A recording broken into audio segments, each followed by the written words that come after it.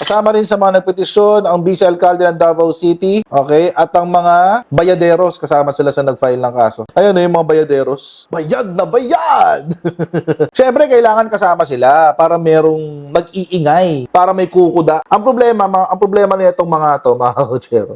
Strategically, ang problema nila dito sa pagpipigil ng impeachment, kapag yan ay pumasok na sa korte, that's already subject to sub judice rule. Kung sino man ang nag-isip ng strategy na to na magsama ng vlogger as petitioner, medyo may kabobohan ho yun. Baka in-insert lang nila yung kanilang mga sarili dyan. Kasi alam nyo, mga kotsero, kabobohan talaga yun eh. Once na pumasok na yan sa jurisdiction ng korte, that is, the case is already subject to sub judice rules. At ano ang sub judice? Ibig sabihin, hindi ka pwedeng magkwento ng detalye ng kaso. Lahat ng involved doon sa kaso. Lahat ng nakapangalan dyan sa kaso. Hindi ka pwedeng magkwento sa kahit kanino ng mga detalye tungkol sa kaso. So ano ikukuda nila? Baka hindi pa nila naiintindihan yung articles eh. At ang issue, mga kotsero, nababalang kasi natin ngayon ay itong impeachment. Actually, dinaanan din natin ito kahapon. Meron po tayong topic kahapon nung nag-file ng prohibition o pinipigilan ng isang grupo ng mga abogado sa Davao ang impeachment. Meron hong ganyang ganap kahapon eh. Pero ngayon, mga kotsero, meron namang isa na nag-file ng pinapatigil ang impeachment complaint. At ito po isang tao na to is none other than the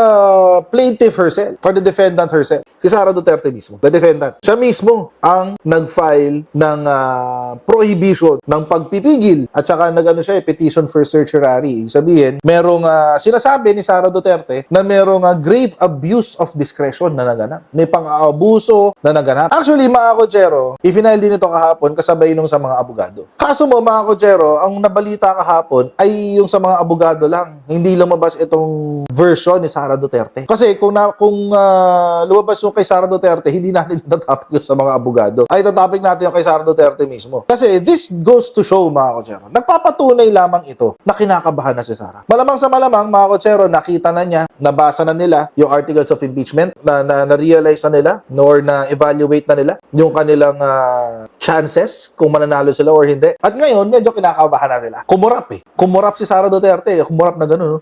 Hindi corrupt na nagnakaw. Ginawa din niya yun. Hindi yung corrupt na nagnakaw, pero ginawa din ni Sara yun. Kumurap na nag-blink siya. At ngayon, siya ay naghahabla. Gusto niyang kasuhan ngayon ang Kamara de Representante para mapigilan yung pag-usad ng impeachment court. Ano yung kanyang i-final na kaso? Ito yung balita, mga kotsero. VP Sara Duterte naghain na rin ng petisyon sa Supreme Court para harangin ang impeachment ng Kongreso. Ayan na nga. Naghain na rin ang hiwalay na petisyon for certiorari and prohibition sa Supreme Court si VP Sara Duterte kaugnay ng impeachment case na inihain sa kanya ng Kamara. Isunumi ito ng kampo ni Vice Presidente sa pamamagitan ng Fortune, Narvasa, and Salazar Law Offices. Ayun. Nabatid na natanggap na ito ng korte ngunit hindi na naihabol sa kanilang en banc session kahapon. Bukod pa kasi ito sa petisyon ng 4 na Mindanaoan lawyers. Okay?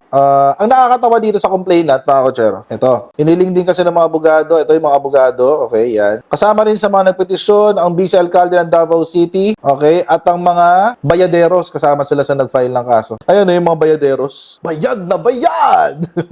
Siyempre, kailangan kasama sila para merong mag-iingay. Para may kukuda. Ang problema nila itong mga to, mga kotsero.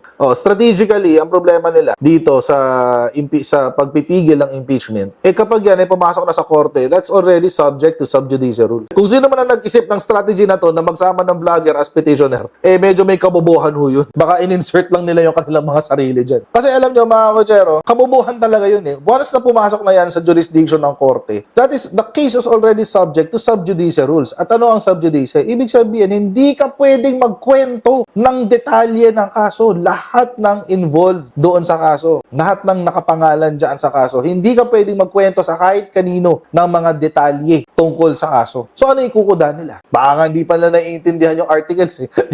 Baka hindi pa nila naiintindihan yung hinabla. So ngayon, mga kotsero, si Sara Duterte na ang gustong pumigil. Ang sabi ni Sara, hindi raw na pinag-aralang mabuti ng mga Ronda ang reklamo? Ay hindi, ito yung kay ano eh, ito yung kay Torion eh, hindi raw pinag-aralan maigi. Ganun siya kahusay. Ganun kahusay si Torion, mga kotsero, na alam niya kung anong ginagawa ng mga kongresista 24/7. Hindi na napag-aralan yan, hindi na napag-aralan. Oh, ganun ka kahusay eh. Pero alam niyo mga kotsero, di ba yung fourth impeachment complaint, yung isunumite sa Senado? Yun po kasi mga kotsero ay produkto ng mga hearing na naganap sa loob mismo ng Kongreso. So, imposible po, mga kotsero, na hindi nila alam yung mga detalye ng articles of impeachment. Di ba, kung sabi ni Sara, wini-welcome niya ang impeachment? Ayun na nga eh. Wini-welcome doon niya ang impeachment. Tapos ngayon, nilalabanan na niya. Gusto niyang hindi na matuloy. Kaya nga sinasabi natin, mga kotsero, kumurap bigla. Si atapang atao, biglang kumurap, atakbo, atulin. Baka na-realize nila, mga kotsero, na medyo tagilid sila dito sa kaso na to. Pakinggan pa natin yung balita. Kasi dito sa binasa natin, hindi kumpleto yung kwento. At the Supreme Court. Our correspondent Katrina Domingo now joins us with more details. Kat, what more can you tell us? Hi, Carmina. Vice President Sara Duterte filed the second legal challenge against her impeachment at the Supreme Court. Actually, she filed that yesterday, but details of which were only revealed today. In that petition, Carmina, Duterte questioned the validity and constitutionality of the fourth impeachment complaint transmitted from the House of Representatives to the Senate. She insists that a provision under the Constitution insists that no impeachment proceedings shall be initiated against the same official more than once within a period of 1 year. Duterte in her petition says, as a consequence, the court should issue a writ of prohibition to enjoin the Senate of the Philippines from acting on the fourth impeachment complaint due to the violation of the 1-year ban under the aforementioned constitutional provision. Now, Carmina, in a statement, the Fortune Narvaza and Salazar law firm, which represents Vice President Sara Duterte, said that the petition basically seeks judicial intervention from the High Court to uphold due process and raises serious legal and constitutional concerns.